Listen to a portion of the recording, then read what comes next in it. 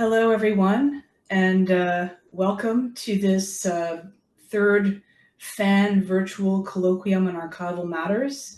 We're very glad to have you with us today, and I bring greetings on behalf of the International Council on Archives, as well as the International Council on Archives Forum of National Archivists, who are the hosts of today's session. My name is Jessica Squires, and I am the moderator of today's session. I hope everyone can see me. My camera is on, and I hope you can hear me as well. Apparently there's some issues hearing me according to the chat, but others can hear me. Okay. So if you can't hear me, there's an issue at your end with the audio. And perhaps someone could indicate that in the chat from the technical team. As I mentioned, my name is Jessica Squires. I'm going to moderate today's session. I work at Library and Archives Canada, the National Archives of Canada, and I am also the secretary for the Forum of National Archivists. I am a policy manager at Library and Archives Canada, and I've been involved with the International Council on Archives since 2017. I just would like to indicate that I myself live and work on the unceded and unsurrendered Algonquin Anishinaabe territory in what is known now as Quebec in Canada, in Gatineau, Quebec, which is across the river from Ottawa, which is the national capital of Canada. And I would invite everyone who is here to take a moment to think about the lands that you're situated on and the history of those lands and who the traditional knowledge keepers and caretakers are of that land. So yes, thank you very much for being here today. And just a couple of technical things to mention in advance. Interpretation is available to this for this session from English to French and French to English. If you would like to use the interpretation, the place to do that is there's an icon at the bottom of your screen that says More with 3 dots. You click there and you select interpretation, then you have to select the language that you would like to listen in. You can also go there to turn it off if you've got it turned on by accident. Just pour mentionner en français, same thing in French. Pour vous qui voudraient avoir ou prendre l'occasion d'utiliser le service d'interprétation, c'est disponible en bas de l'écran. Il y a une icône qui indique More ou plus avec 3 points. Si vous le cliquez, vous sélectionnez interprétation. Vous deviez être capable de choisir la langue de votre choix là. So please do use the interpretation service if you would like. The other thing that I'd like to mention is that the session today will unfold with the 3 presentations, followed by a discussion period by the presenters of any questions that you may like to pose or points that you would like to make. If you would like to make those points or ask those questions, we would ask you to do that in the Q&A panel. If you look at the bottom of your screen, you'll see a Q&A icon. If you click on the Q&A icon, a panel opens up where you will be able to type your questions and any points that you'd like to indicate you're hoping to get a response on from one or all of the speakers. So the way we'll proceed today, there will be 3 presentations. The first presentation will be from Njörður Sigurðsson. Njörður is currently the chair of the International Council on Archives Expert Group on Shared Archival Heritage. He has been the chair of that expert group since 2016. He's from Iceland and has worked at the Archives of Reykjavik and also the National Archives of Iceland, and also as the Director of Acquisition and Access at the National Archives of Iceland.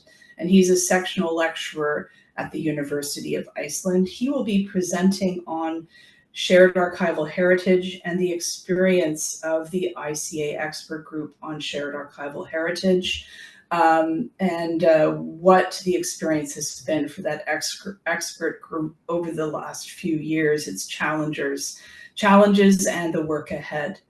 Following Njörður's presentation, we will hear from Dr. Kirsten Thorpe, who is Worimi from Port Stephens, she is the Associate Professor and a Chancellor's Indigenous Research Fellow at Jambuna Institute for Indigenous Education and Research.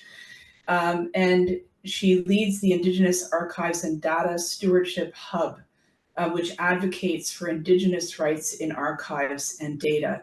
And her broad interest in research and engagement touch on Indigenous protocols and decolonizing practices in the library and archive fields and in the galleries, libraries, archives, and museums sector. Kirsten advocates for the right of reply to records and capacity building and support for the development of living Indigenous archives on country. And she's an invited member of the International Council on Archives Expert Group on Indigenous Matters, among other credentials. She will be presenting on reflections on activating the Tandaya-Adelaide Declaration to support Indigenous archives in Australia, offering insights on the progress of implementing the Tandaya-Adelaide Declaration, and exploring some themes and issues. And she will also offer some recommendations for further actions. And then the third presenter today will be Dr. Forget Chaterera Zambuko, who is an assistant professor at Sorbonne University, Abu Dhabi, and a research fellow at the University of South Africa. And she's a co-editor for Archives and Records Journal and the incoming editor-in-chief for CAMA, the International Journal on Archives. She was a member of the Archival Repatriation Committee for the Society of American Archivists, and she's a member of ICA's Advocacy Expert Group. And her research focuses on displaced archives as well as emerging technologies and sustainable digital records management. And her presentation will be about navigating the complexities of shared archival heritage, particularly with some focus on Africa, and talking about the politics of shared archival heritage and the fact they involve intricate negotiations between former colonial powers and countries of origin, and indicating that the process involves more than sending back archives. There's a lot more to it than that, and that acknowledging wrongs and striving for resolutions is vital. So that is a summary of what we have before us. I'm going to mostly stay out of the way for the rest of this. I will introduce each segment as it comes up, just by indicating who is speaking. And once we get to questions, I'll be moderating that part as well. So I don't know, I'm just wondering if Rita Tianfu has managed to join us. And if she has, perhaps invite her to say just a minute or two of welcome as the president of the Forum of National Archives. It looks like she was not able to connect. So we will just proceed with the first presentation. So I would like at this point to turn over the microphone to Njörður Sigurðsson, who will present on Shared Archival Heritage, the experience of the ICA's Expert Group on Shared Archival Heritage. Thank you. Yes, I'm going to share my screen. Hopefully that will work. Let's see. Okay.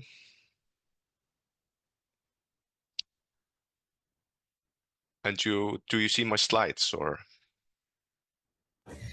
Not yet, Njörður, but, okay. I'm sure they're working on it. Okay, let's see. That's on my end, probably. Let's see. Okay. It looks What about like now? that's working now. Yeah, we can Okay. see your slides. Yes. Okay. That's great.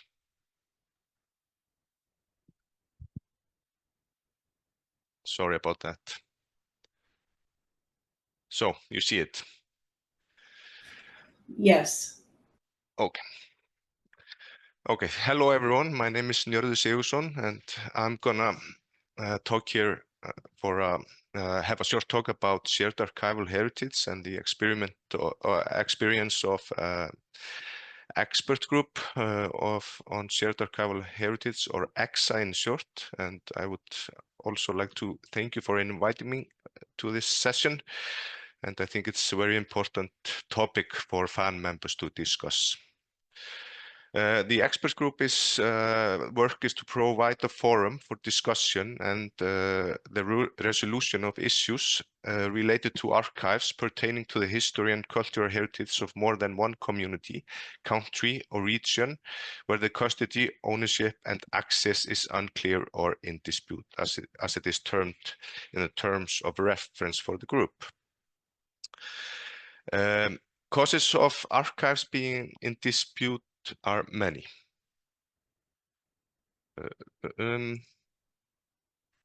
Does the slide change, or?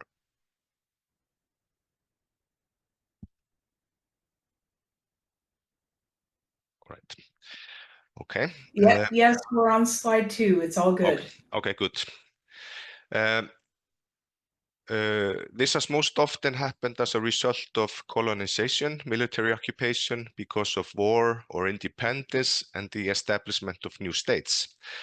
And some cases of archival claims have been resolved by agreement of transfer of originals, by digital copies, or by shared responsibility of preserving and giving access to the archives, for example. But there are still many unresolved archival claims between different parties and stakeholders. Disputes over access and control of archives have in many cases political dimension, being debated not only by archival professionals, but also by politicians, historians, and opinion leaders. In these debates, it is often stressed or implied that the ownership, control, or accessibility of archives is the symbol of disputed power relations, wrongdoings from the colonial past, or the result of the lack of trust. In these cases, the archives are often seen as a symbol to countries, territories, or people's identity, culture, and heritage. And I myself come from a country where this was the case. And in the 20th century, there were claims for the return of archives and manuscripts that were held in Denmark, that was former ruler of Iceland. The archives and manuscripts were seen as an important part of Iceland's history and the identity of the nation. Disputes between countries or institutions over control of archives has in some cases prolonged for many years.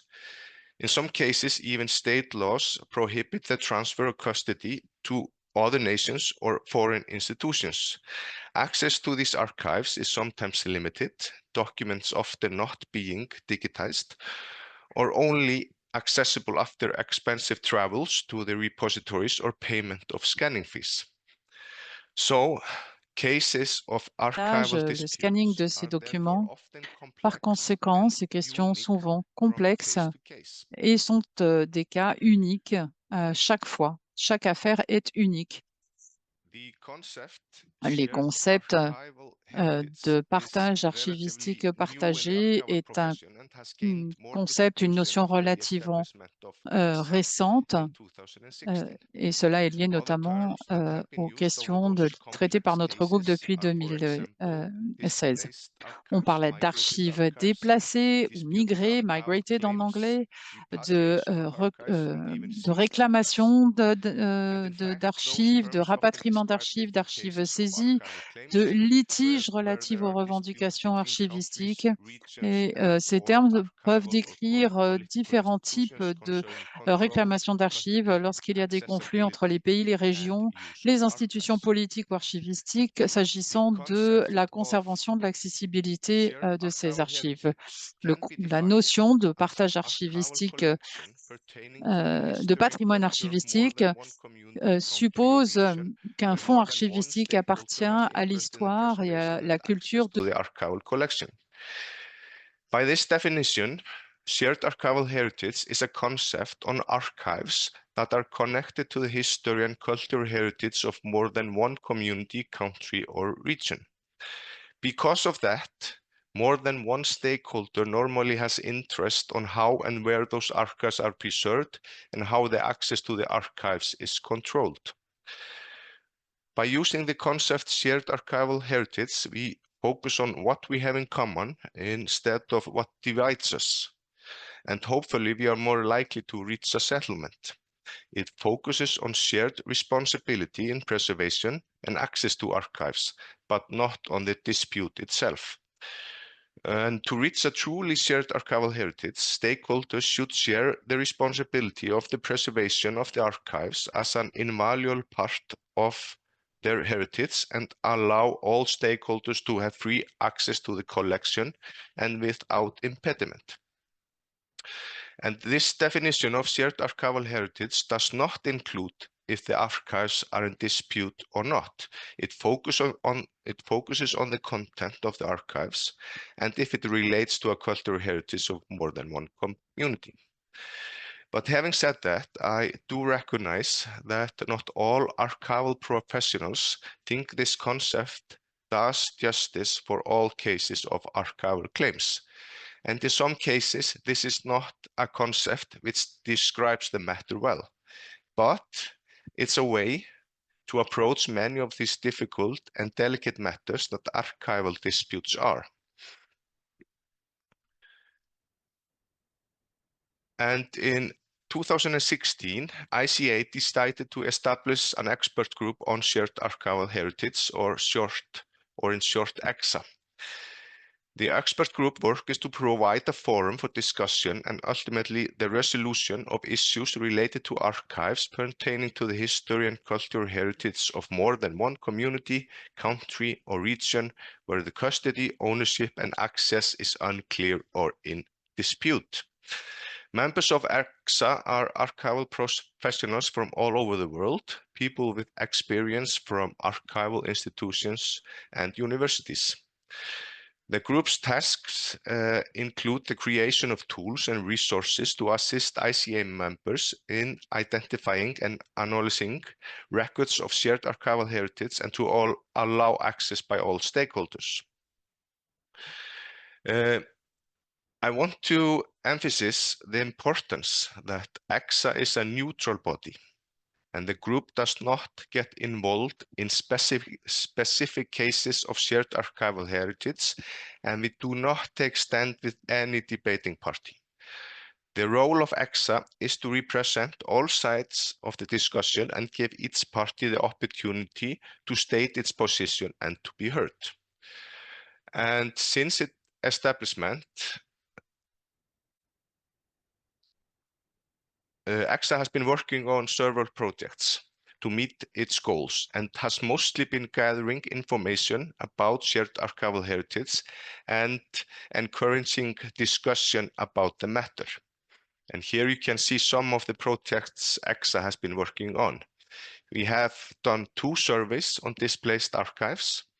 The first one was a worldwide survey that was done in 2018 to 2019 and a report published in 2020.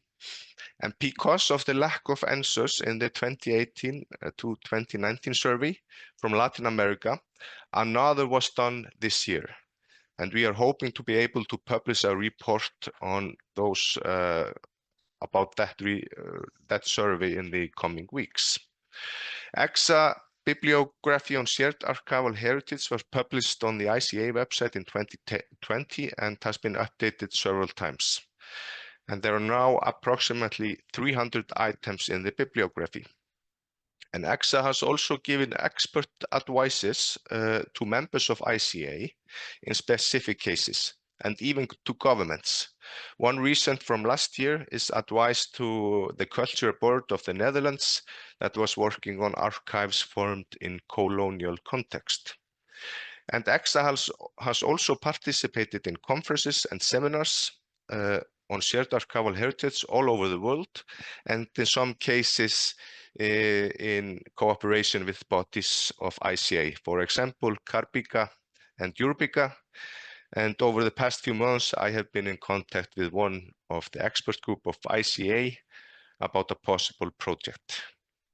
And having said that, I would like to use this opportunity to encourage the bodies of ICA, for example, regional branches and expert groups, and also archival professionals that have specific projects on shared archival heritage to team up with EGSAH. You can contact me or any other member of EGSAH with ideas for projects. So to conclude and sum it up, EGSAH has been gathering information and encouraging discussion about shared archival heritage. As a result, there is a more interest and more discussion about the matter in the archival profession, which is very important. But I would also like to acknowledge the work of academics such as James Lowry, that has put more spotlight on archival disputes and displacement of archives over the last years. By gathering information, doing research, and to discuss those matters, we are more close to finding solutions in cases related to shared archival heritage. And my last slide is a photo that I like very much. It's a word cloud from a meeting of the European Board of National Archivists, or EBNA, that was in Madrid last year, where the discussion was about shared archival heritage. The meeting participants were asked to write a word or short sentence of how we can support each other in sharing common archival heritage. And in my opinion, this gives us optimism for further progress on matters of shared archival heritage cases. So, thank you. Thank you. Thank you very much, Njörður, for that excellent and very thought-provoking presentation. I'm sure we will have some very rich discussion as a result of that. And just as a reminder to people that if you would like to ask questions or make points, you can do so in the Q&A panel by clicking on the icon at the bottom of your screen. And we will talk about those points and questions after all three presentations have unfolded.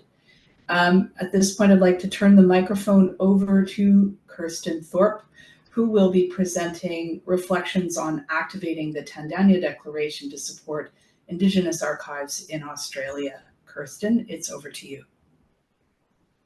Thanks, Njörður, and thanks, Jessica. I think I just need the last slides to be taken off so I can start sharing. Yes, Njörður, can you stop sharing your screen, please? Thank you. How's that looking? Yeah, that's great. Thank you. Fantastic. We can see your slides. Fantastic. Yeah, thanks so much for the invitation to be here and to talk about such an important topic. I'm really pleased to be here with the other panelists as well and look forward to the discussion. I want to acknowledge that I'm calling in tonight here in Australia from Darkinjung country. And I want to acknowledge the Darkinjung community and other Aboriginal and Torres Strait Islander people who might be listening or calling in at a later date to the recording. On screen, there's a quote that I often use to remind people of what acknowledgement of country means. Amblin Queen Mulliner reminds us that country is about acknowledging the deep histories of place. So country in itself is an archive of story and people and the animals and the land around us. So I hope you can all take a moment to think about the land that you're from and share that sentiment. So in my talk, I'm going to cover really briefly the the focus here in Australia on the progress around implementing the Tandaya-Adelaide Declaration. I am a member, as Jessica introduced, of the ICA's Indigenous Matters Expert Working Group, but I'm going to take more of a national view of, what we've been doing here in Australia around the Declaration. And I guess for people who haven't engaged with the Declaration, to point out the significance of the Declaration's 5 core themes and what they mean to archival practice, both here in Australia and internationally. And as I wrap up, I want to share some recommendations or more reflections about what it means to truly engage with the Declaration, and to get people thinking about how the Declaration aligns with and can contribute to the Indigenous data sovereignty movement. But first, some really brief context about where I work. I've come to an academic career after 20 years of working in practice. As Jessica explained, working on the front line, I guess, and working in leadership roles to support Indigenous protocols in library and archive settings. So I now have focused very deeply on a research agenda within Jumbunna Research at UTS to help build change in the sector and to build the evidence base of the work that needs to happen to really align with these goals of Aboriginal and Torres Strait Islander sovereignty and self-determination. I lead the Indigenous Archives and Data Stewardship Hub at UTS, and we sort of talk about our work in the context of crossing disciplinary boundaries of critical library, archive and museum studies and intersections with Indigenous studies. And I guess in that context, we see and think of the concept of archives in very broad ways. So as I mentioned in the introduction, thinking about place and country as a living archive. And the core of our work is to work with communities to support their archival needs and trying to bridge that gap between research and practice so that we can have those transformations. So the ICA's Tandaya-Adelaide Declaration was launched in Adelaide, or Tandaya, in 2019 at a forum called Challenging and Decolonising the Archive. For me, participating in the lead up to the summit and being there on the day, it really brought the calls for Indigenous self-determination into sharp focus. And as a moment, it represents a culmination of the broader work of the movement in recognising Indigenous worldviews and rights in archives. So in acknowledging the leadership and the authors of the Declaration and its symbolism, it has a pretty fantastic call to action and commitments for immediate action. So it says the ICA recognises the responsibility to reimagine the meaning of archives as an engaging model of social memory, to embrace Indigenous worldviews and methods of creating, sharing and preserving valued knowledge, to decolonise our archival practice with Indigenous knowledge methods, to open up the meaning of public archives to Indigenous interpretations, is to bring new dynamics of spirituality, ecology and Indigenous philosophy into European traditions of archival memory. It will also support a fair and healing remembrance of the colonial encounter. The ICA declared that it supports the remodelling of traditional archival practice. To challenge colonial ideologies in the archival setting, they said, is an endeavour of generations, like the colonial program itself.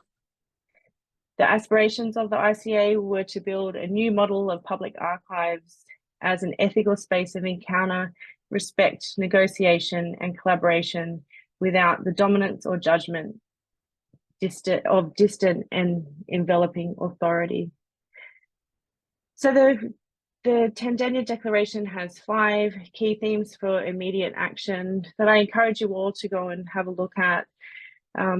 Really, it gives prominence to ideas of Indigenous people being authorities of their knowledge, an assertion of rights over property and ownership, respect and recognition for Indigenous identity in the context of colonisation, looking at priorities around research and access, and of course, and importantly, looking at the United Nations declarations on the rights of Indigenous people, and ensuring that Indigenous people are in the driving seat with declaration. So from an Australian perspective, which I'll turn to briefly now, it's really clear here that we have limited data on the implementation of the declaration. It's been a buzz of discussion. There's been awareness raised and discussion on Indigenous priorities.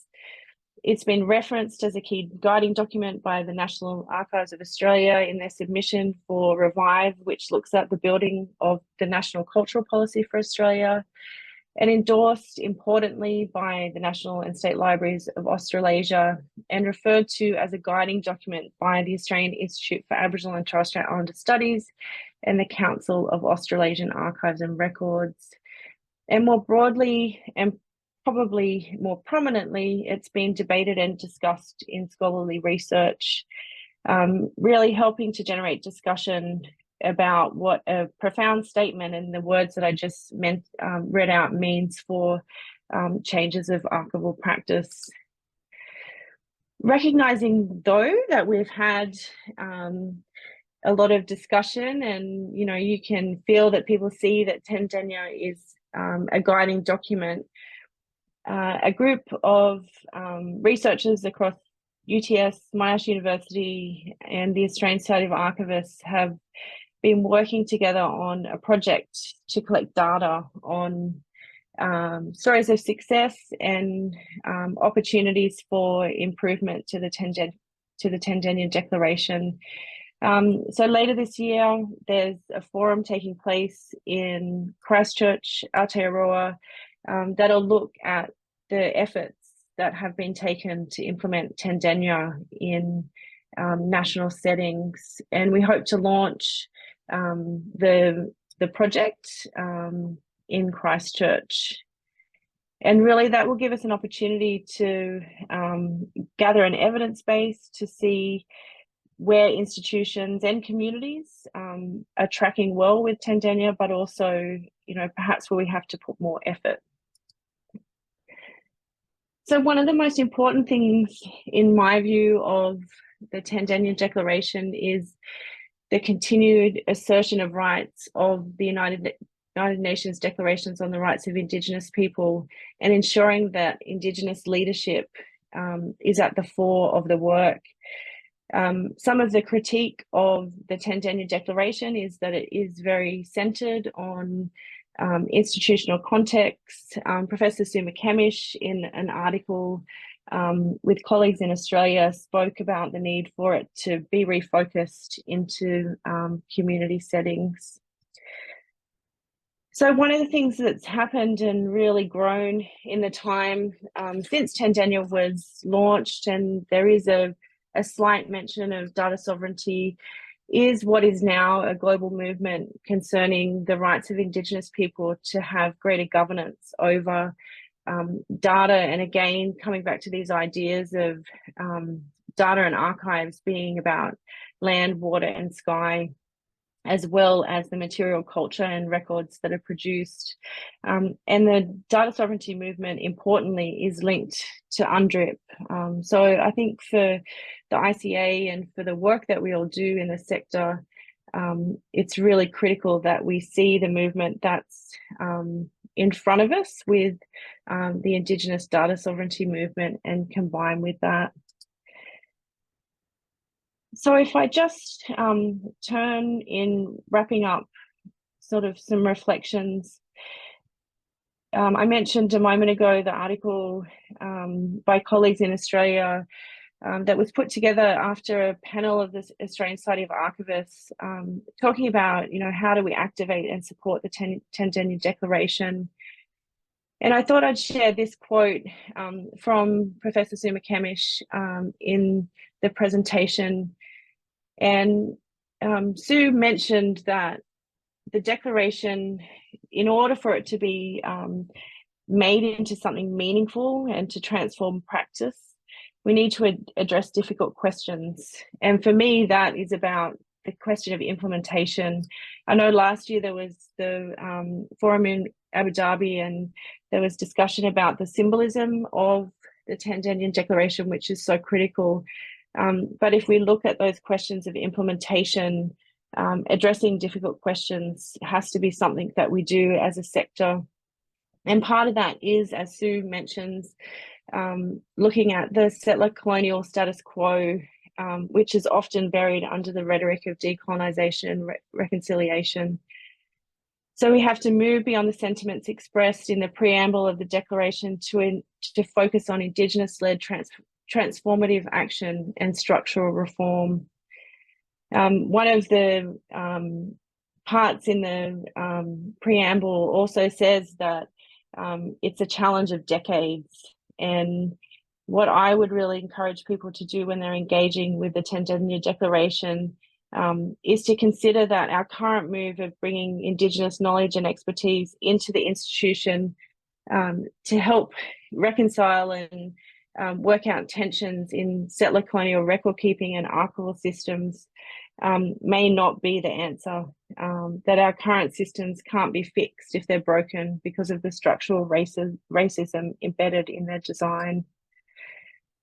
So for me, again, looking forward, the current Indigenous data sovereignty movement in Australia, Mayamnari Wingara is really leading that effort to rethink the management of data relating to Indigenous people, but also getting ourselves thinking about what change really means. And for me, Tandaya calls into action a radical reimagining of the archives. And I'll just run through what I think are 5 key areas that we need to focus on. We need to reform our current archival practices and keep progressing a decolonial agenda. One of the things that I think is a real gap in the current declaration is the focus on developing a First Nations archives workforce, and that's very clearly needed in Australia, but also internationally. We also have to commit to the transformation of archival practices through partnerships, really importantly, with Indigenous people and communities and guided by Indigenous governance. Indigenous-led research agendas are critical to develop these frameworks and approaches in archival studies.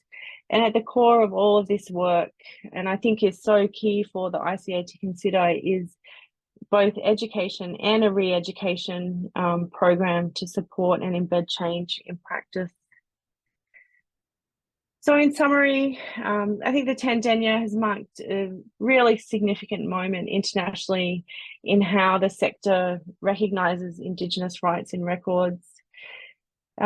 Its implementation and success requires leadership and commitment for change. I think we're 5 years in, and there's a lot to be said for the momentum that Tandaya has brought, but we lack an evidence base to actually see and track if we've made any changes. So later this year in Australia, we'll be looking at a project to model and gather information from both institutions and communities about the implementation of the declaration.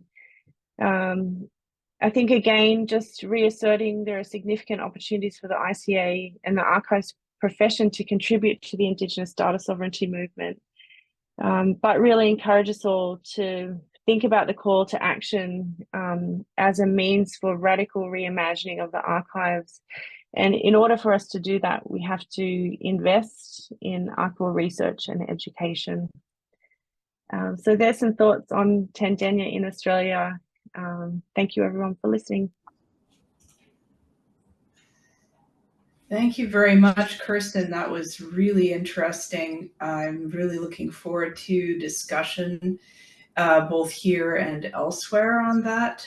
Just to mention that Indigenous data sovereignty is certainly a topic that's high on the list of considerations and priorities for Library and Archives Canada at the moment. So super relevant. Thank you so much for that. If you could All right, great. So we're seeing Dr. Forget Chaterera Zambuko's screen, so we know that's working. At this point, we will turn over the microphone to Dr. Forget Chaterera Zambuko, who will be presenting on navigating the complexities of shared archival heritage. Forget, it is over to you now. How about now? Yes, there we go. We're just coming up right now. We don't quite see the screen yet. It's just taking a moment. There we go. Yeah, we're good. Now it's okay? Yes. Okay. Yes, we see your slides. Thank you.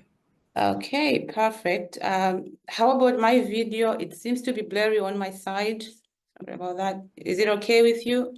It's not blurry at our end. At least not at my end. So I think we're good. Okay, perfect. So I will go. I've already been introduced, so I will not get into that. I'll go straight into my presentation, and I want to thank ICA for having me today. I will be talking about the complexities to do with shared archival heritage, especially in the Global South. So, shared archival heritage presents so many complexities, especially in Anglophone and Francophone nations, where issues of ownership and repatriation oh my God. There appears to be a lagging of internet on my side. So far, things seem okay from our end, Forget, where we see your introduction slide at the moment. Okay, it's frozen on my side. I'm sorry about that. It's not moving when I try to click. I don't know what could be wrong. Oh. Forget, can you hear me? Yeah, I hear you, but my presentation is freezing when I try to click onto the next slide. So I don't know what could be wrong. So I'm trying again. Okay, and also you had sent your slides to the Secretariat, I believe. If it doesn't but okay. now they are moving. Can I try again? Now they seem to be. Okay, sorry about that. So yeah, I was saying that in the Global South, shared archival heritage, which we commonly refer to as displaced or migrated archives, it presents so many complexities, especially in Anglophone and Francophone nations, where issues of ownership, repatriation, and the future of displaced archives are deeply tied to colonial legacies. If you look at countries such as Zimbabwe, Kenya, Botswana, South Africa, and Nigeria, amongst other Anglophone nations, these countries have struggled with efforts to repatriate their documentary heritage held in the United Kingdom. So similarly, nations such as Senegal, Algeria, Ivory Coast, and Niger, amongst other Francophone countries, also encounter difficulties in getting back their archives from France. And this compromises the understanding of their colonial histories and fostering of national unity. So the UK's Foreign Commonwealth Office Migrated Archives, it contains about 15 items related to Zimbabwe, and these are listed as Southern Rhodesia. They date from 1959 to 1968. Then the National Library of Scotland also holds papers on Zimbabwe dating from 1951 to 1979.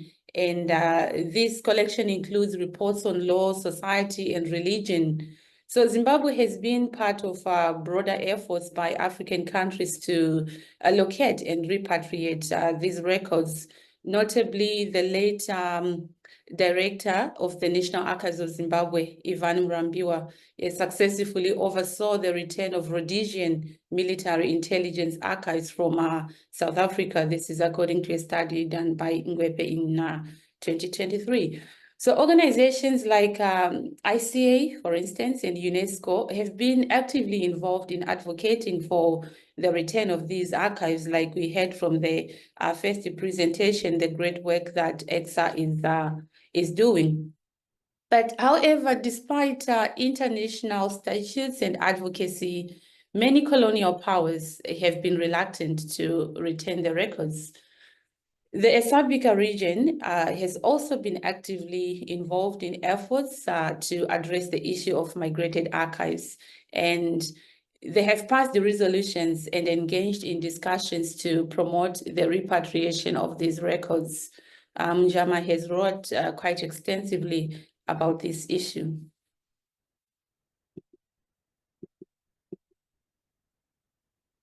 Okay, then we look at Kenya. Kenya has a quite substantial number of items in the custody of the UK National Archives, provenance FCO 141. And these, according to Professor David Anderson, include more than 1,500 files of sensitive documents that were taken from Nairobi to London in 1963. Then if we look at Botswana, the same office I've made reference to in the previous two slides has 304 items related to Botswana listed in the catalogue as Bechuanaland, and these date from 1921 to 1966, yes. When it comes to South Africa, the FCO office, we know that it contains records from 37 former British colonies and dependencies, but South Africa is not explicitly mentioned as one of them. But there are some immigration and passenger list records related to South Africa available in various UK archives, such as the passenger index of 1688 to 1950. It's found at Ancestry UK and Ireland. Then we have incoming passenger lists of 1878 to 1960. Again, these are found at Ancestry. Then we have passenger lists of South Africans living UK from 1890 to 1960. These are found at Find My Past. So according to Njama's study that was done in 2015, the National Archives of South Africa has made efforts to retrieve records taken overseas before independence. And through a migrated archives project that started in the late 1970s, over 1,500 microfilms and 1,200 microfiche, amounting to 2 million documents, have been successfully retrieved and returned to South Africa.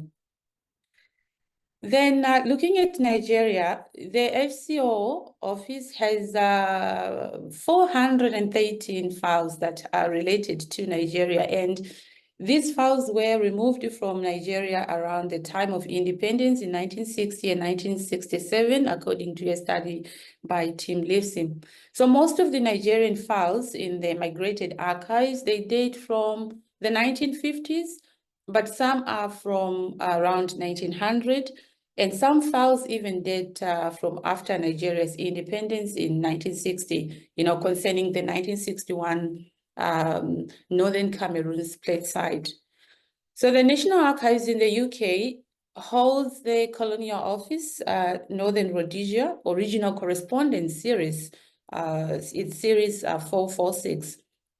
And this series contains 114 volumes of original correspondence relating to Northern Nigeria from 1898 to 1913.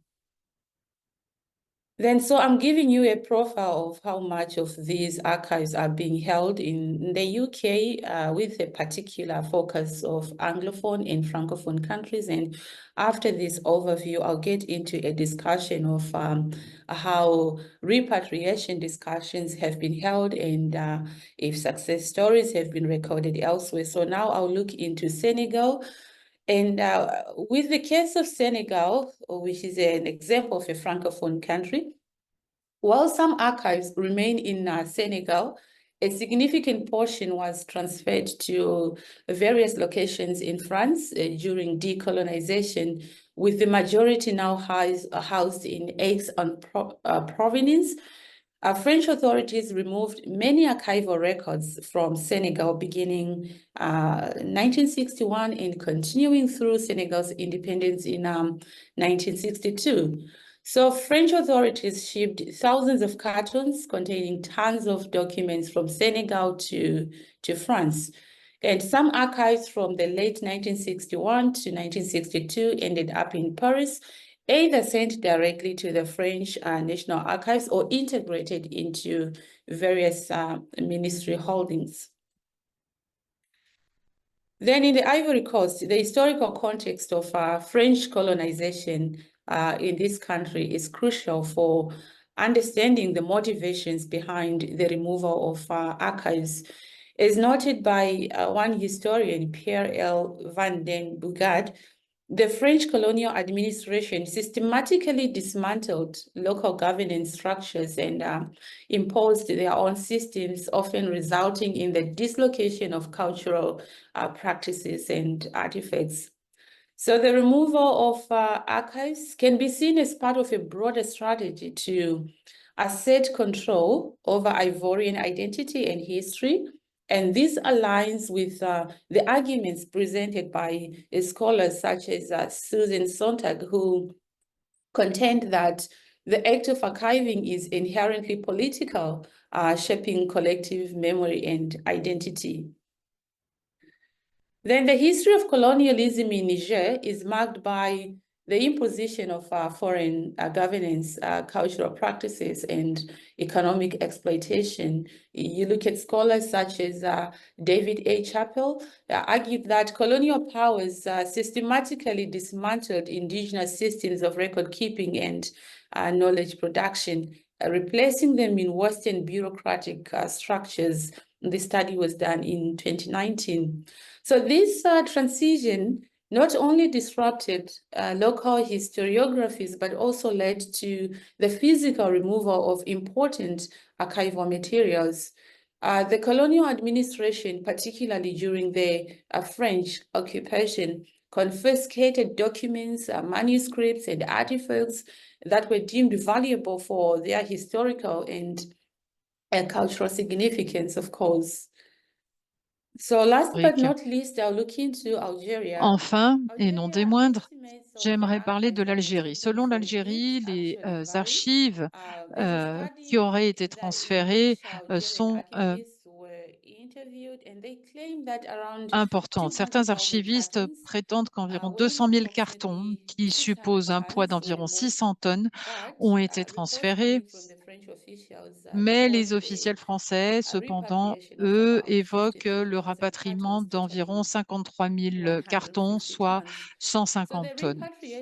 Le transfert de ces archives reste une pomme de discorde entre l'Algérie et la France. Les autorités françaises ont pris la décision de transférer des archives dans le cadre d'une stratégie plus large de décolonisation qui supposait également la destruction de certains documents qui potentiellement auraient pu être délétères pour les intérêts français. Et ceci a été évoqué par Todd Shepard en 2017 et Maria Haley-Davis en 2019. Les efforts pour rapatrier ces archives sont toujours en cours. L'Algérie cherche à récupérer des documents qui sont cruciaux pour sa gouvernance et son histoire nationale. Le cadre juridique de ces efforts s'appuie partiellement sur la loi algérienne 8809 qui définit les responsabilités de l'État pour la conservation du patrimoine archivistique national et qui permet aux citoyens de demander la restitution de ces documents. Mais même s'il y a eu des discussions et des progrès en matière de recherche archivistique en Algérie, le retour physique de ces archives à partir de la France reste encore une grande difficulté diplomatique. Donc, il faut tenir compte aussi de l'importance des dimensions émotionnelles dans ces questions, parce que cela représente aussi la nation. Les nations africaines doivent toujours négocier et ces négociations sont toujours très compliquées. Et dans mes travaux, je pense que l'on peut traiter ces questions émotionnelles en mettant en avant l'impartialité. Si l'on considère le travail qui a été réalisé par James Lory, Marika Sifor et d'autres, on met l'accent sur l'importance de l'empathie, la compréhension de ces questions et que l'on reconnaisse la signification émotionnelle pour ces populations locales parce que c'est essentiel pour parvenir à la justice, à la réportation. Les solutions potentielles peuvent, par exemple, avoir un dialogue multilatéral et bilatéral en s'appuyant sur les technologies, en donnant accès à ces archives déplacées. Maintenant, il faut aussi travailler sur le caractère authentique et l'exhaustivité de ces archives qui sont numérisées. Donc, ce concept est absolument essentiel pour comprendre la situation qu'il y a eu au Nigeria, au Zimbabwe, Kenya, Botswana pour récupérer leur patrimoine documentaire qui se trouve au Royaume-Uni. Et une fois encore, James Lory, Marika Sifor ont souligné les relations complexes entre l'identité nationale et les archives en mettant l'accent sur le fait que ces documents ne sont pas uniquement intéressants sur le plan historique, mais ce sont des composantes vitales de la mémoire d'un pays. Et James Lory dit que la rétention de ces archives soulève la question de la propriété locale, mais cela soulève aussi la question des injustices. Et de même chose dans les pays francophones, le Sénégal, le Burkina Faso, le Niger sont convoqués à des grandes difficultés pour récupérer ces archives qui sont en France, qui sont aggravées par l'histoire coloniale dans le paysage politique. Donc, en 2016, on a dit que l'incapacité d'accéder aux archives entrave le développement d'une identité nationale cohérente. Et j'évoque le même sentiment dans l'une de mes études. Il est essentiel de reconnaître que ce rapatriement est lié à des questions qui vont au-delà du postcolonialisme. Donc, il y a des défis importants pour les pays africains qui sont liés encore à leurs relations avec leurs anciens empires coloniaux et les dynamiques de pouvoir peuvent résulter dans des frustrations des États africains qui essayent de récupérer leur patrimoine archivistique et nous pourrons en discuter davantage pendant le débat. Donc, je vais m'arrêter là. Je suis désolée parce que j'ai fait perdre un petit peu de temps parce que j'ai eu quelques difficultés techniques pour mettre ma présentation en ligne.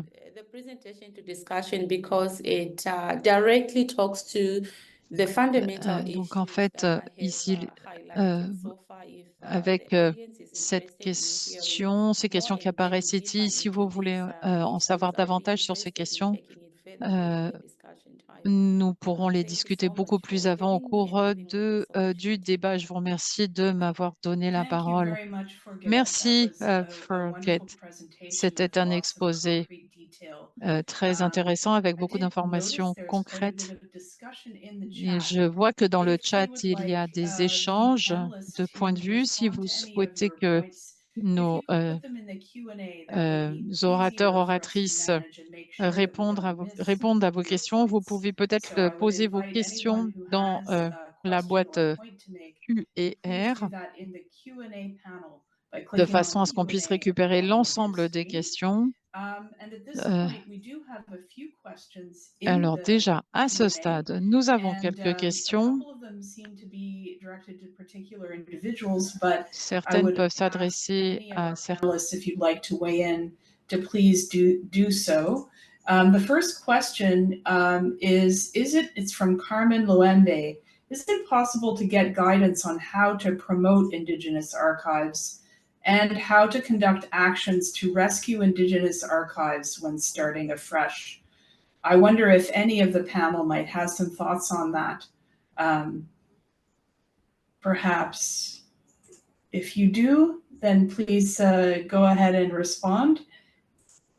And I'll also just raise the second question while you're reflecting, which is seems to be specifically for Kirsten, which is how many Indigenous people are employed in Australian archives, and how do you present archives when the history is oral? Thanks, Jessica, and thanks for the questions. I can probably try and weave all of them in together, and reflecting on the first one. And obviously, you know, in terms of talking about Indigenous archives, it's important for me to sort of position that, you know, when I've been speaking here today, it's been very much in the context of looking at perspectives from Aboriginal and Torres Strait Islander Australia, realising that we are a very big nation as well, and recognising again that my family are Worimi. So it's very difficult. I think I've mentioned that because, you know, if you're talking about Indigenous archives and you're talking about the work that needs to be done, it's so critical to work at a local level and to be informed and participate with community through those lenses of self-determination and sovereignty. I think the idea of rescuing, you know, that to me would be a question of whether communities want material to be recorded. The question about sort of orality and the transmission of history. There's been a lot of significant work done here in Australia looking at, you know, broader definitions of what the archives are. And through my talk, I presented some of those ideas that country and place is an archive. So trying to take the, I guess, the principles of, you know, what makes an archive and putting that into more plural views, that people can be an archive, you can record things in different ways, I think is important for us. And that's what Tandanya encourages us to do, is to reimagine how we consider archiving. I think just to finally mention in terms of how many Indigenous people are being employed. Look, I think that Tanzania's sort of had this major influence here in Australia. And as I said, it's a culmination of, you know, significant work around Indigenous protocols being established in the 1990s. But I think Tanzania finally has the national institutions sort of focused and talking more about what employment looks like. So there's been a significant increase in people who are working in archives, but we definitely need to do more. Mm-hmm. Yes, forget.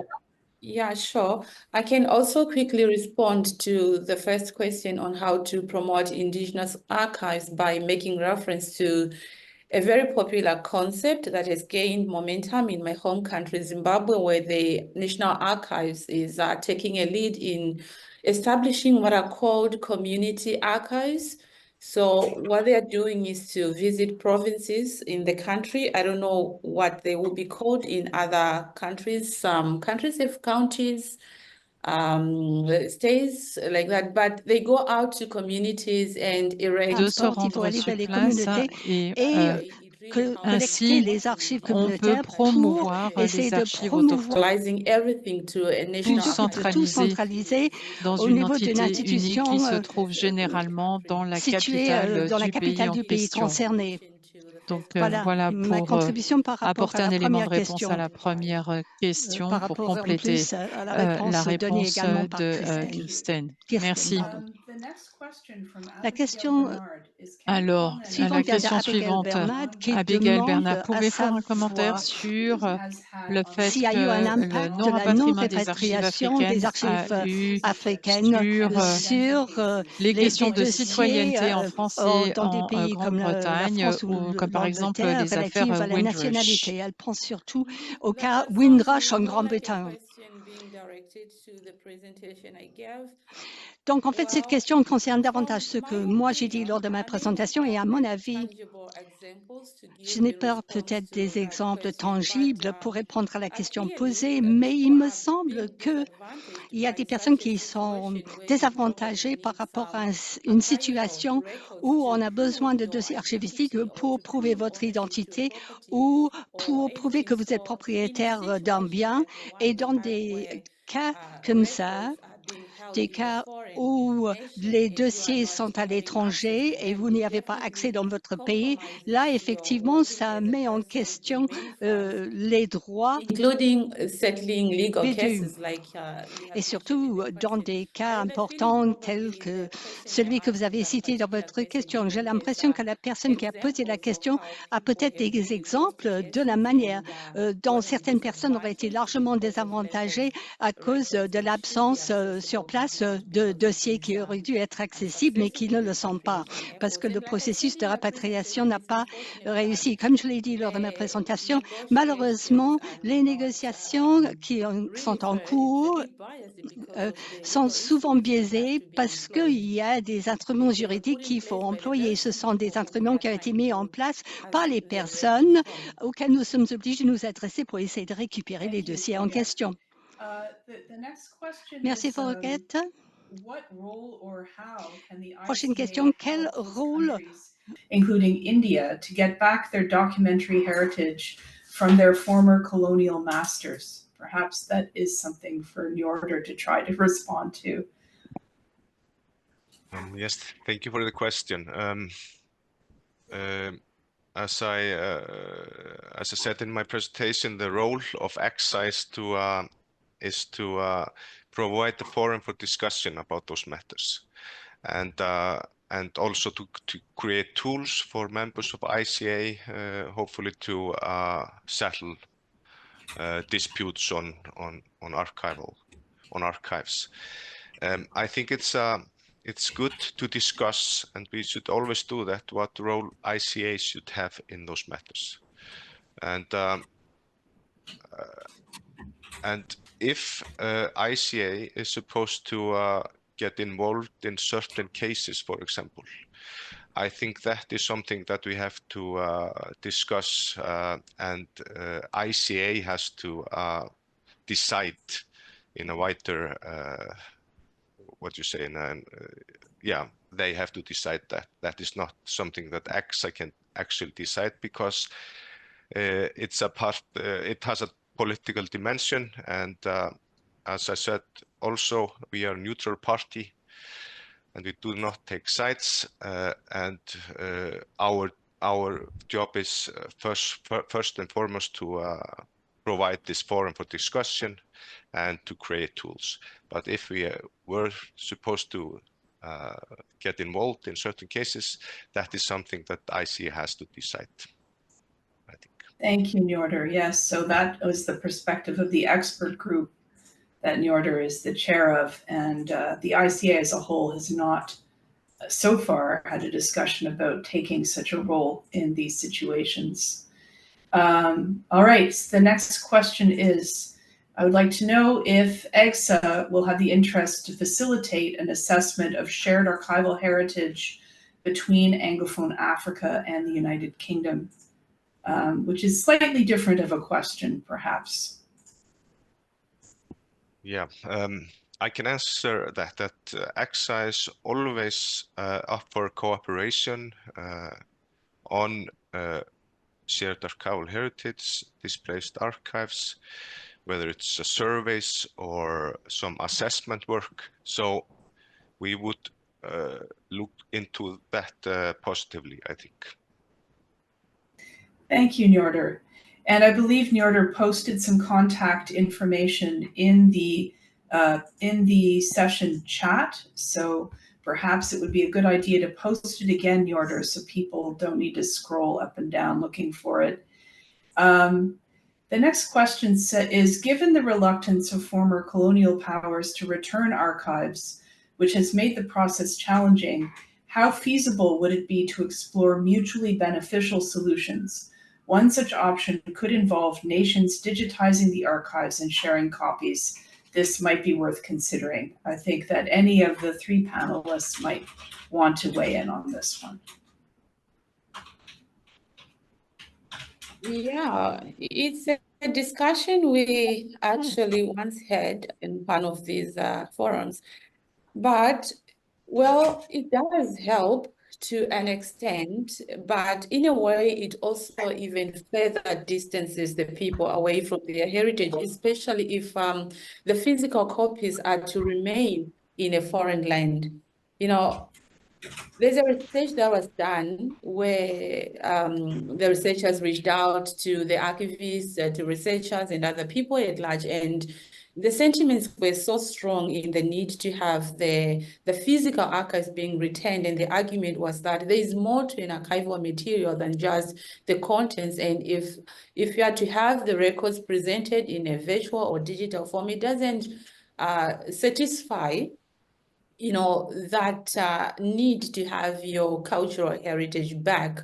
Some even made reference to the smell of the paper itself, just the thought and feeling that this paper was created during this time, at a time when this was happening. So yes, it does solve problems, especially in as far as maybe research and writing articles is concerned, but on the side of satisfying the needs of the local communities who really need their cultural heritage back in the form of these archives, that would be very far from being fulfilled, but actually it creates a further distance. And there's an issue of copyright. I understand there's an archival institution that tried to go that route of digitizing the archives, and issues arose on who will have the copyright to the digitized materials, and it was said that the foreign nation which is currently holding the archives will retain the copyright to the digitized content, and that alone really creates, once again, some feelings of frustration because you have it but you don't have it in actual sense. So yeah, that's my contribution to that. Thank you, Forget. Kirsten, you're on mute. I'd be happy to add an Australian perspective. I think those points of materiality and people wanting to physically touch and hold things are really critical. I think in the short term, the desire for communities to access their cultural heritage necessitates sometimes a faster pace, and if that's digitization, that can be really critical. I think Australia at the moment is going through a real period of process of justice seeking and truth telling about our colonial histories, and so the materials that are held in other nations are really important to those efforts. So if digitization can help that, I think it is another tool. But I think those points that were just made by Forget is that there has to be a transfer of rights. And that's, to me, where the Indigenous data sovereignty movement is really critical to these conversations, that if we're talking about digitization, it isn't just a transactional transfer of material from one place to the other without a full negotiation of rights. And what we see in Australia is really significant work that's happening around the recognition of Indigenous cultural and intellectual property. And we're seeing institutions really commit to making sure that communities' communal knowledge, whether it's the recording of Aboriginal and Torres Strait Islander languages, is respected, and that the copyright holders, I guess it's a moral imperative at the moment until we see the legislation come into play. But I think we can push that as a sector to say, these are the transitional spaces that we have until a full return can take place. Thanks. I would like to skip ahead a couple of questions. I will come back to all of them, but because I see a thematic thread here that would possibly expand these points a little bit further. There's a question from Gil Fewings asking, surely there's an argument for assisting countries to house their own materials safely, and is it for them to decide what standards are acceptable for preservation and long-term conservation? I think the question there is about basically resources for repatriation and how to facilitate the receiving country that it's to which the material might be repatriated, how to support that country or those people in receiving that content, rather than questioning whether the material can be housed by them. I'm not sure if that is the gist of the question. I would ask Gil Fewings if I've misstated your question to clarify it in there. But there's another question also saying, who should make the decisions? Surely it's those who own the material themselves. So raising some questions about ownership. And I'm wondering if any of you would like to weigh in on that. Just maybe regarding to that question or that comment, too bad Rita isn't with us, because we have a good example of a good cooperation between the Netherlands and Suriname. That was about repatriating archives from the Netherlands to Suriname. And part of that agreement between those two nations was to that the conditions in Suriname would be appropriate repository and trained staff, and the two nations worked on that together. So I think we have some examples in history where the former colonial power can actually help with those matters. Okay, yeah, I mean, I guess I'm not one of the panelists, but what it raised for me was a question around of who owns material that is about Indigenous people, because one of the issues that has come up in the Canadian context is the question of if records are about Indigenous people from a certain perspective, and from some Indigenous perspectives, those records actually belong to them, even if the records were created by the colonial power. So it does raise it opens questions around how do you navigate those tensions. But that I took a little editorial liberty there. We do have a couple of other questions, so we may be able to come back to those themes. One is a question about whether the expert group, Njörður, do you have a network of focal points in the various national archives for shared archival heritage? The note is that it's quite a long process to establish contact with the right persons for digital repatriation. Well, we do not have that, unfortunately, but as I mentioned in my presentations, we have been doing surveys to get an overview of shared archival heritage cases in certain countries. But that has it is right to say that not everyone wants to participate in those surveys, because these are delicate matters and have a political dimension, and they do not want to put it out openly that they have some claims or on archives in certain countries. So we do not have this information, but we are trying to gather information of the landscape. Okay, thank you. Thank you, Njörður.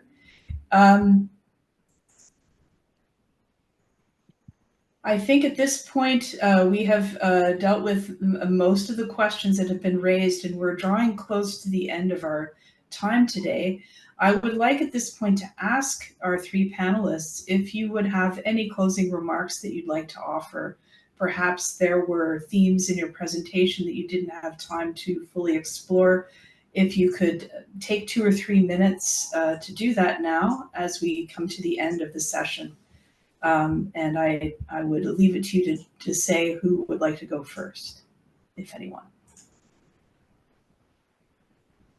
Maybe we can follow the order in which you presented. Sure. Okay, so Njörður, it would be up to you first. Thank you. It's always good to talk about shared archival heritage. And as I said before, I think it's very important that we discuss those matters and do research and have material about those matters.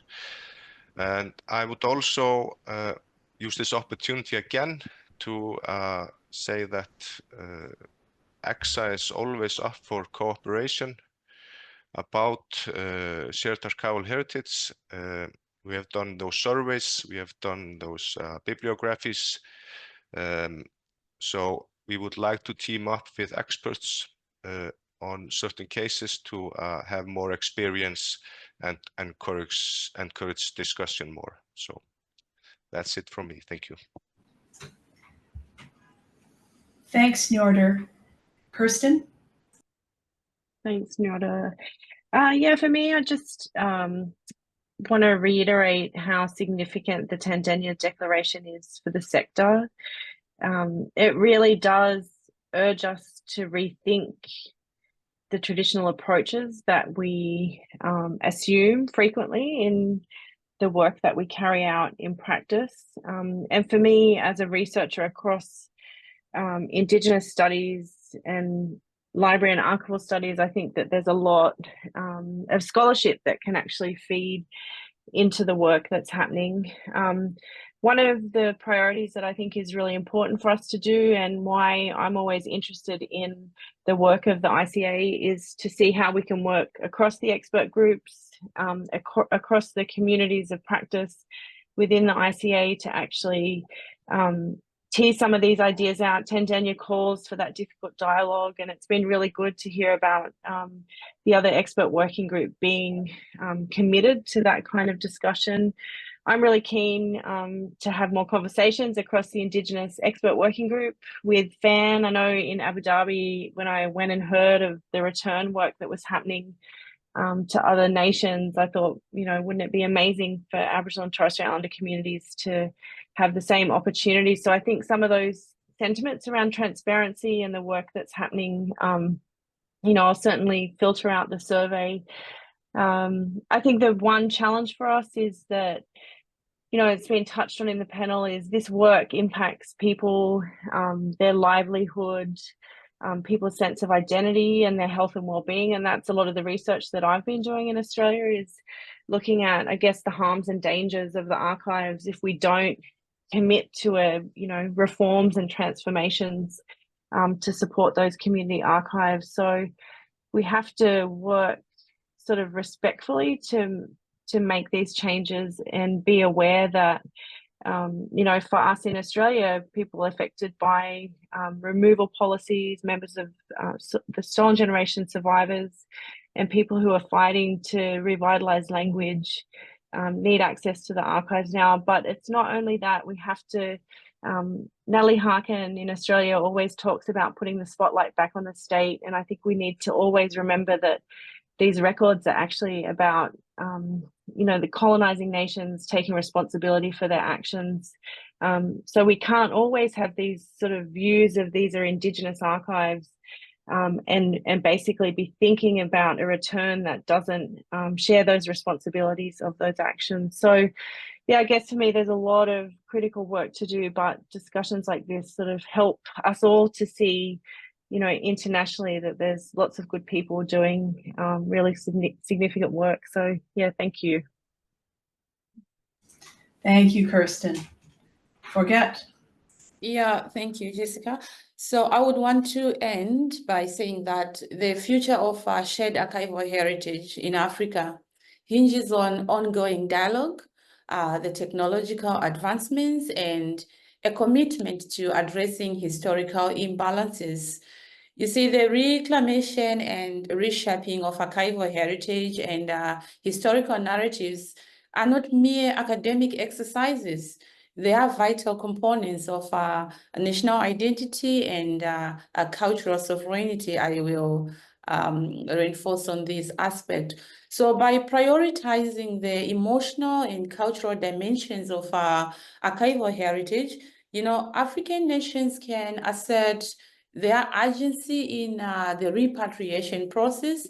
And this assertion is not only about recovering lost materials, but also about reclaiming the narratives that have been shaped by colonial histories. So in this context, it's imperative for African nations to engage in proactive strategies that assert their rights to their archival heritage. And this may involve the development of national policies that prioritize the repatriation of archives and the establishment of partnerships with international organizations that advocate for cultural restitution. So in addition to that, I would want to urge African nations to leverage the support of global networks and coalitions that focus on archival justice, thereby creating a united front in their negotiations with former colonies.